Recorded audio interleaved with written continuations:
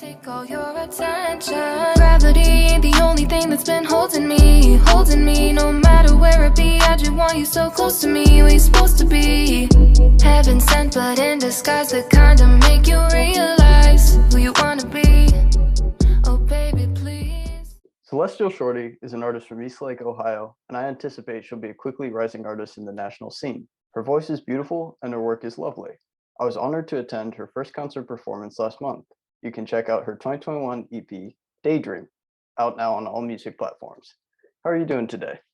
I'm great. How are you? I'm doing pretty well. As I mentioned in the introduction, I was actually really happy to be able to attend that first show, and I'll see if we can talk about that a little later on. Yeah, that's super cool actually. Like that means a lot. Thank you. That's awesome. Could you share the story behind the name Celestial Shortie? Yeah. Well, I was trying to think of a stage name, like an artist name, and my name is Brielle, which is, I feel like it's pretty unique as it is. So I was thinking of going like just as that, but turns out there are already like a few Brielles out there. So I was like, okay, what can I do? Like some kind of name that describes me. So like it sounds like it could be like my name, but also is catchy, you know? So I'm really into astrology and I'm very like spiritual. I really love like learning about the universe and things like that. So celestial, of the cosmos, that kind of vibe, I feel like really suited me. And then shorty because I'm a shorty, you know, I'm a woman and I just liked it with the IE. Yeah, that's pretty much it, I guess. And you mentioned that you're kind of into astrology and sort of like cosmos stuff in general. Is there, I guess, anything else that you kind of have carried with you through your music career that like, sticks with that type of theme for you? Oh, for sure. In my EP Daydream, actually, I think most of my songs reference some kind of spiritual or like astrological thing. Like it's just such a huge part of who I am, honestly. Like I can't see myself never incorporating it in my music. So I was curious, listening to the sort of style of it, I noticed, I think, a lot of remnants of like previous things that I've heard over time that I thought carried like a really interesting sense of like spirit to them, like a really interesting sense of like R&B, some elements of like even soul, I think, in a slightly more abstract way. So it made me wonder, what music were you brought up with and how does it inspire your style today? That is such a good question. Actually, I was raised on classic rock. Mhm. My dad was actually in an 80s hair band called Priscilla. So I was really raised on like metal, like AC/DC, Guns N' Roses, stuff like that. And then growing up, I was in like the emo, like Warped Tour scene. Mhm. So that was who I was like my teenage years. And it eventually evolved into listening to more like hip hop and rap. Travis Scott really piqued my interest early on as far as music goes, Mac Miller. And then I started getting to female rap and then it just took off from there. Like it was over. I knew that's what I wanted to do for sure. That's really cool. And related to, I guess, that comment about female rap, are there some artists that you kind of hold like especially close to your heart at this point? Definitely. So Megan Thee Stallion is one of my biggest inspirations. I love everything about her, her personality, her tenacity, her attitude, just everything. Her Ash Nico is another big one. I'm a huge fan of hers. I love how weird she is and just how unapologetic she is about who she is. It's actually like insanely inspiring because I don't even know if I would have made music in the way that I do and like being as comfortable saying the things I do if it wasn't for her music specifically. So I really look to her for inspiration a lot. That's really cool. Was there a particular moment that you realized I want to make music, like kind of the first thing that set you off on that journey? Mm, honestly, I've been doing music in some way my entire life because I picked up like instruments starting when I was 8. So I started playing piano and then like was in school band from there. I did choir and stuff like that. So I've always been like a singer, but I've also been like very academic. So I always focused on that. But just as I like matured as an artist, I realized what a big piece of me it actually is. So I think probably 2 years ago is when I realized like this is what I really want to be doing. I can't imagine myself being genuinely happy doing anything other than creating music and sharing like what I have to say with the world. You made a really interesting comment that music is your soul when like I initially reached out to you. Could you kind of explain that idea a little further? Ugh, I can't even, I'm like tearing up talking about it, which is weird, but not really because music is just like something that, wow, I'm a nerd. It like unites everyone, you know? Hmm. And it doesn't matter who you are, where you're from, music brings everyone together. And I think that's just so beautiful. And I think it's in everyone's soul, but my soul specifically, I guess, just resonates the best with music. Like that's where I'm just happiest, you know? I feel that a lot. I'm very nerdy in that type of way too, and it was a big reason I started the series. So it makes me happy to hear that. You're actually the first Ohio artist that I've interviewed for this series. And what do you think makes Ohio's music scene and especially Cleveland's music scene special? A lot, honestly. I think there is so much talent in Cleveland specifically that just for some reason has gone unrecognized, and the world is not ready for it because the people that I've seen perform, people I've worked with, they're all people who work like at a quality that could be like big time. Clevelanders and just Ohioans are such a interesting breed of person, you know, because you could find someone who looks like me with like the piercings in the hair and like the style that I have, or like you could find someone on the complete opposite side of the spectrum. I think Cleveland, just our diversity and really just the raw talent that is in this city is, it speaks for itself. There's some artists from Ohio as a whole that you'd want to collab with in the upcoming years. Oh, for sure. Someone I work with a lot actually is my good friend Trey Smith.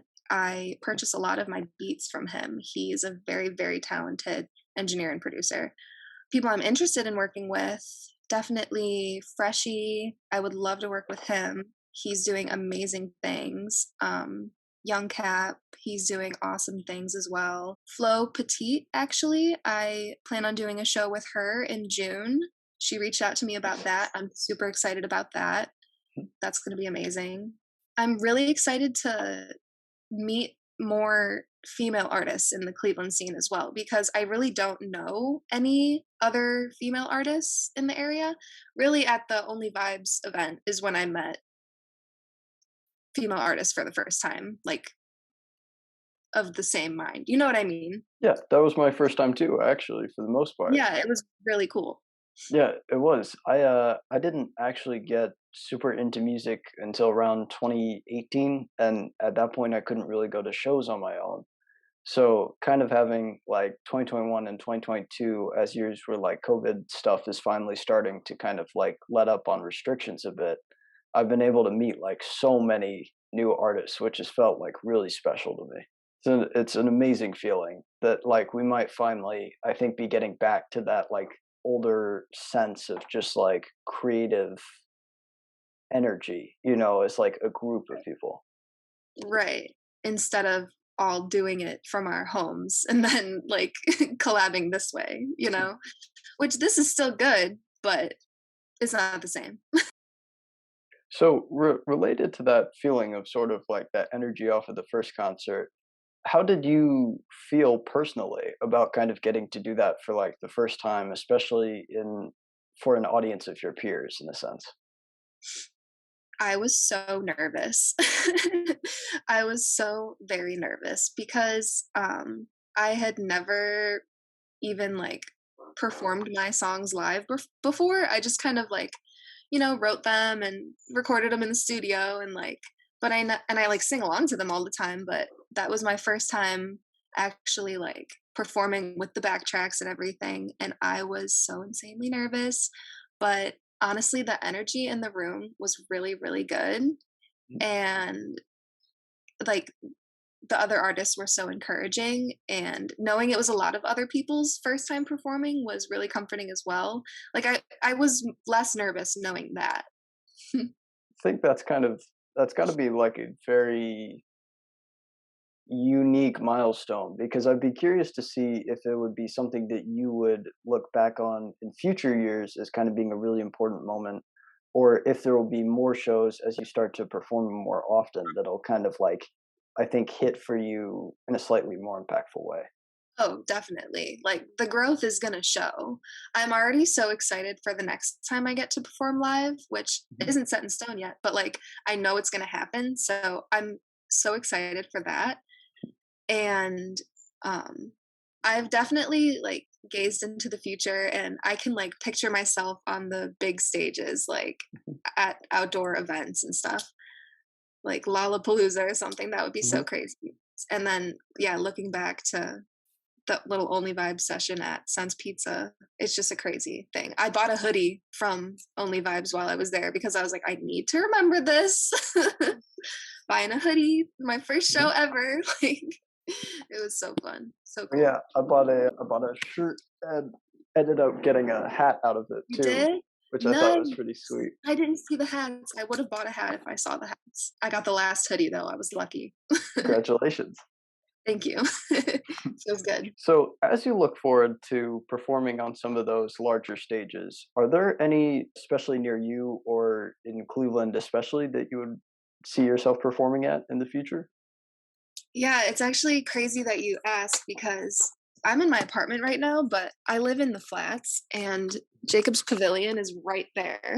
Oh, that is an Can you insane see it? view. So that's definitely good motivation. I would love to play there someday. That would be unbelievable. But I mean, everywhere. That's the goal. That's fantastic. So, as you think to your previous project, Daydream, from last year, what type of headspace were you in, and what did you really want to communicate with the project? So when I wrote Daydream, I was in a really rough spot in my life, honestly. And I was going through a lot of self discovery and healing. And I really put that in my music in every way I could, really. I kind of tried to show like every stage of healing I went through. So, Money Love is kind of like a party song. Nothing Yet is kind of like longing for somebody. Vampire is you just wanted my energy, like you didn't really want me the whole time. Daydream is like being in love with someone. And then 22 is like me owning my life and being in control of my own happiness. That's a really beautiful vision. And is there a Thank song you. that you carry with you today that you think will kind of remain as like one of the most special from the project for you? Probably, it's a good question. I'll probably hold 22 the closest to me Mhm. just because it was the first time I really performed the way I wanted to. Mhm. Because I've been like shy about rapping for some reason. And that song 22 really was the first time I just went for it. And Mhm. it gave me a new sense of confidence and like gave me a vision of who I really am. And just the lyrics alone, I really like. So I'll always hold it close to me for that reason. That's beautiful. And I hope you kind of carry that with you as you're doing more work in the upcoming Oh yeah, years. for sure. Is there anything you can tell me or any general viewers about what projects or collaborations you might have coming up soon? I am looking to collaborate with my friend T Walls again. Him and I Mhm. just had a single come out. Well, he had an EP drop actually, and I had a feature on the EP.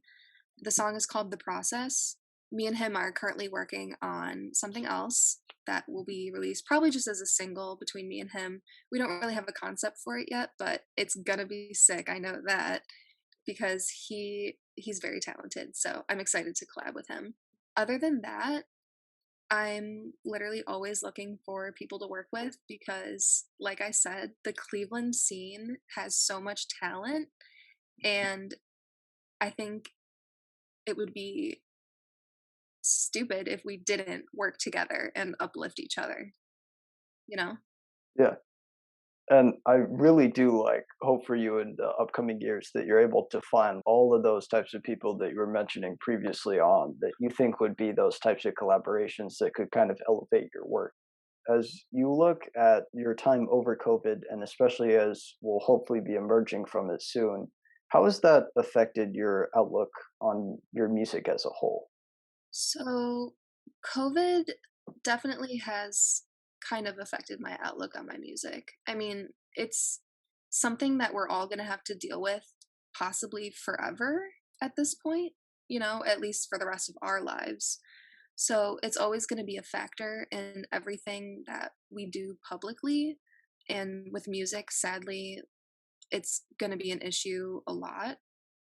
But I think music really is just a way to heal and bring everyone together. So no matter what might happen in the future with COVID, I feel like my music will continue to bring comfort to me and hopefully to others. On hopefully a slightly lighter note, is there some media you've been enjoying just generally through COVID?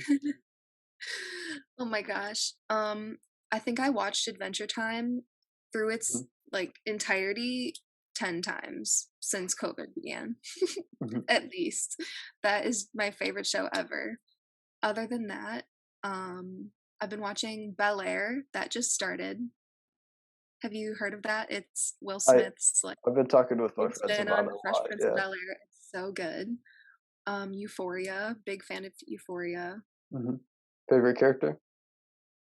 Oh, you're gonna do me Yep. like Esco. Mhm. I love him. I love him so much. I had a guess, so that's pretty cool. Uh, Wait, was that your guess? that was my guess. Yes. Really? Okay, wait, who's your favorite character? I'm not sure. In all honesty, I haven't seen the entirety of the show, but I have kind of just enjoyed Rue like throughout everything I've Yeah, seen I do love for sure. Rue, even though she's a mess right now. Well, we'll Yeah. see how things turn out. So, to kind of close out the interview, it's been great seeing you shout out a lot of the people that you've worked with previously and that you're hoping to work with. Is there anyone else, whether it be friends, family, other artists, that you'd like to take this final opportunity to mention? Definitely. I was actually thinking about how I can't believe I didn't mention Rico Nasty because she has been one of the other biggest, the trifecta, like Megan, Ash Nico, and Rico is like, they're my trifecta. They're just everything I feel I am in my soul. And like, they just encourage me to be like my truest self. They're just the baddest bitches, the realest bitches, and I'm sorry, can I swear? I'm sorry, I should have It's asked. people swear on these all the Alright. time. I'm good, I'm Okay. 18, so Okay, good. no Perfect. issues. As long as you're legal. For sure. That's fine. Yeah, Rico Nasty, love her. I have this vision of me on stage with her that I am just ready to fulfill. So, Rico, if you're watching this, hit my line, girl. Hit me up for an interview too. Yeah, hit him up. He's really good. He's got the best questions. Sweet. All right. So since we've got everything, I'll close this out by saying thank you for doing the interview with me. Yeah, of course. Thank you so much for inviting me to do this. It was like so kind of shocking when you approached me Mhm. because I'm so new. Like, I've never been interviewed before. So, like, this is super cool for me. So, I really, really appreciate you like reaching out and genuinely assessing my music and respecting it as art.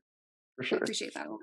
Yeah, and I genuinely hope that this will be the first of like many interviews because my goal with this series especially is to try to catch people, if not like in a sense first, but even like just early on, and Right. kind of be able to hit That's like all smart. those bases where it's like that's someone that I can recognize will eventually come up, and I think you're definitely one of those people. That means so much. That really does. Are you a student? Yeah, I'm currently finishing out my senior year of high school. We got 3 months, I think. So it'll be Oh, nice to be okay. able to finish this and hopefully do this type of thing a little more often in Cool. that time. Yeah, I was kind of thinking, like, I was wondering if you were a journalism major or something, but I'm hoping to go into some multimedia, maybe music journalism, communication stuff over time. So we'll see how that yeah, goes. you would be amazing at it. I mean, you are amazing at it already, so you Thank definitely you. should. That's awesome. Yeah, for sure. Thank you. All right. Have a good day. Have a great one. And take all your attention. Gravity ain't the only thing that's been holding me, holding me. No matter where it be, I just want you so close to me. We supposed to be heaven sent, but in disguise, the kind of make you